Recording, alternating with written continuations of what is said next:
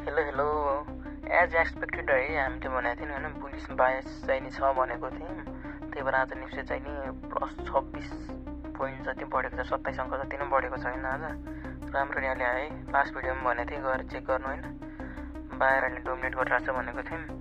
अब त्यस्तै हो, तपाईँको यो जोन उन्जेलसम्म बाहिरहरूको त्यस्तो आत्तिनु पर्ने अवस्था छैन है। अब तपाईँको मैले पहिला भनेको चाहिँ लेभल कुन थियो भने चाहिँ यो होइन, यो 27 यो जोन थियो नि त, यतिको जोन, यो जोनसम्म हुन्जेलसम्म के अब यो ट्रान्सफर भएर अलि माथि गइरहेको छ कि अब चाहिँ है।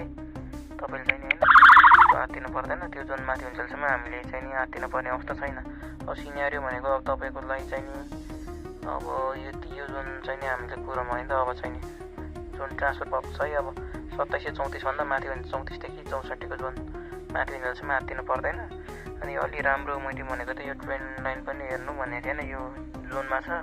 सेलरले गरे पनि बाहिरले चाहिँ डोमिनेट गराएको छ भनेको थिएन, त्यही भएर ब्रेक पनि भएको छ। यो राम्रो, यो ब्रेक भएर गइरहेछ। अब यो रिटेस्ट भयो भने केही प्रब्लम चाहिँ हुँदैन होइन। अब तपाईँको यताकोमा चाहिँ अब रियाक्सन गेम कहाँ भइरहेछ भने चाहिँ अब यहाँ भइरहेछ क्या है।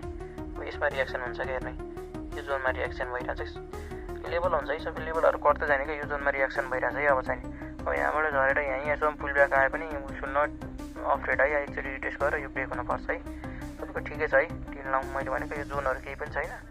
अझ पनि हाम्रो पुलिस 22 छ। अब 2734 देखि 64को जोन माथि हुन्जेलसम्म ठिक छ है।